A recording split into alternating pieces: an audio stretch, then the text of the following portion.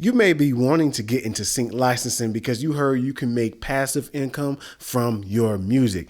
I mean, everything sounds all great, but there's some things that people don't tell you about sync. Let me hit you with the realities. Reality number one, it takes a long time. Getting into sync licensing is a long game. Let me take you through my journey. I started making music in 2000. And at this time, I had no clue what sync licensing was. I thought I was just going to make music for artists. I mean, that's what everybody around me was doing. It wasn't around to 2011 where I started hearing about sync licensing and music for TV. Do you remember the social media platform Google Plus?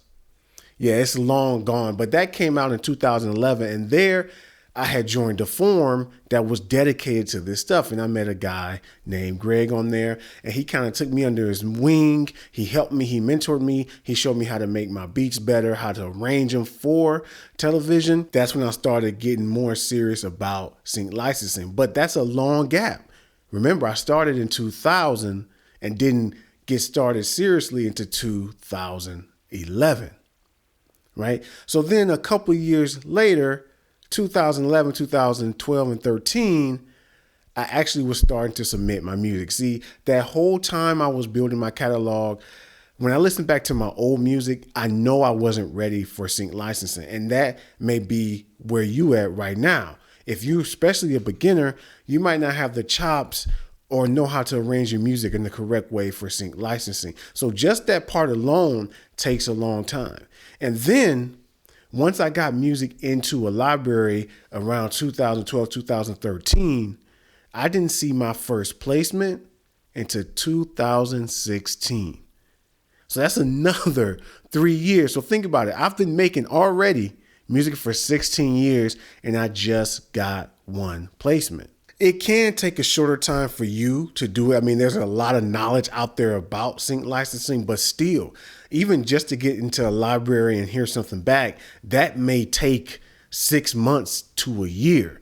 So you're already down right there. Then just because you get accepted into a library, that doesn't mean any of your music is going to be used. I have a ton of music in libraries that it doesn't get placed. There's a small minority of my tracks that actually make me money. So the time gap for you might be even longer to get there. So if you can't stomach waiting a long time, then the sync licensing game ain't for you. Reality number two, there ain't much money in this business. You might have seen some people who make a decent amount. They're able to make a full-time income, or they may have had like $10,000 on a placement, but it all comes down to luck. And for the majority of people doing it, you will not make that much money.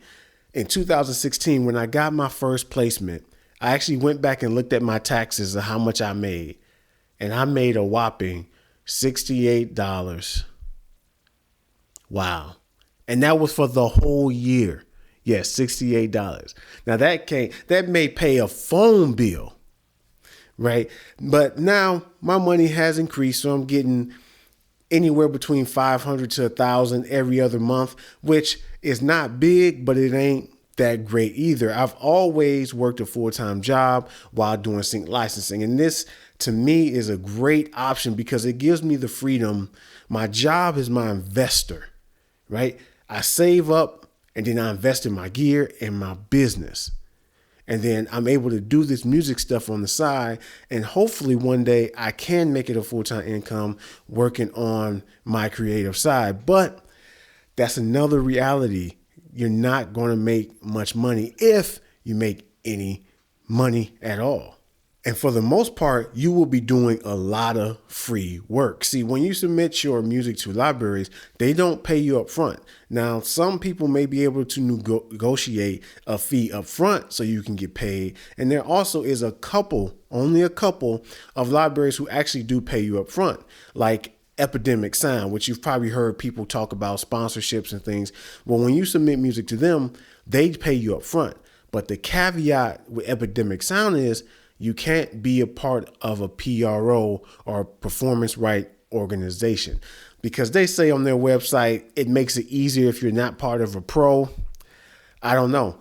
There's some people probably making some decent amount of income from there, but they own your music, right? They just split the publishing with you, but in the end of the day, they own your music. That's why they pay you up front. So you can go that route if you want to, but just remember, you can't be in a PRO. So for most people, you won't make that much money. So if you can't stomach that part, you don't want to be in this game. And the third and last reality is you cannot predict the outcome.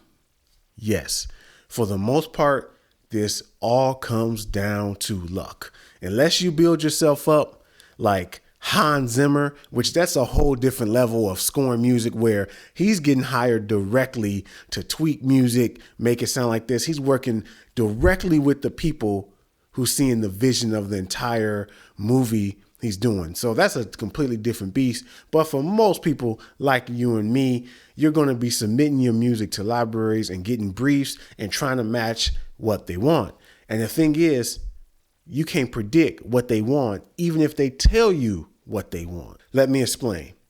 See, once you send your music off, your music has metadata embedded in the file. And what that means is it's just a way to identify your track. So it has things like song title, song name, the writer, the publisher, who owns the masters, and it might have other information like what type of track it is, like hip hop or the BPM of the track, or if it's happy, if it's sad, if it's intense, if it's pulsating, etc. So let me give you an example. If I was to ask you, make me a happy sounding hip hop beat, what comes to your head? Now, I don't know what you thought of, but there's so many things that are happy hip hop. Is it happy inspirational? Is it happy that you got over a breakup? Is it happy resolution, like you resolved, you relieved? See, there's a lot of different definitions for one word. And that's commonly one big problem in the licensing game. I find that all kind of different publishers and shows, they use all different kind of things to describe the same thing. It's like they know what they want, but only when they hear it.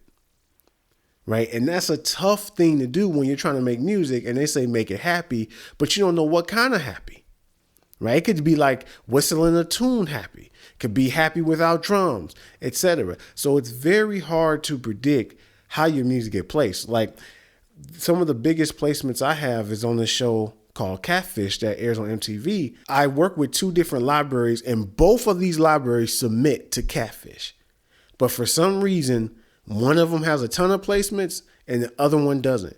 Now, I make the same music or same similar sounding music for both of them. So in theory, in my head, well, if I'm successful in this library with Catfish, I should be successful in this library making the same type of music. No, it don't work like that. Whatever they're picking, they have two different ideas of what they want for each scene. So that could be a little frustrating if you're pounding your head on the pavement, you're grinding out, you're making your beats, you're making some good songs, and you just like, my stuff sounds good, it's mixed good, but I'm just not getting anything. That's just the reality of it. You can't predict the outcome. All this stuff may sound like doom and gloom, but I'm really not trying to dash your hopes.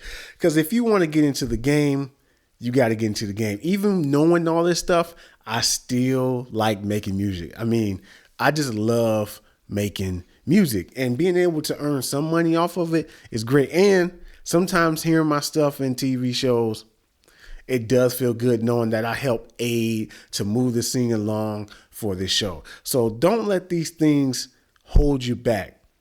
I just want to give you a reality of some things that's not often talked about. We always want to talk about this, the shiny objects, how much you make, you know, the placement. If you get a real big placement, you want to talk about that. You're happy. That's great.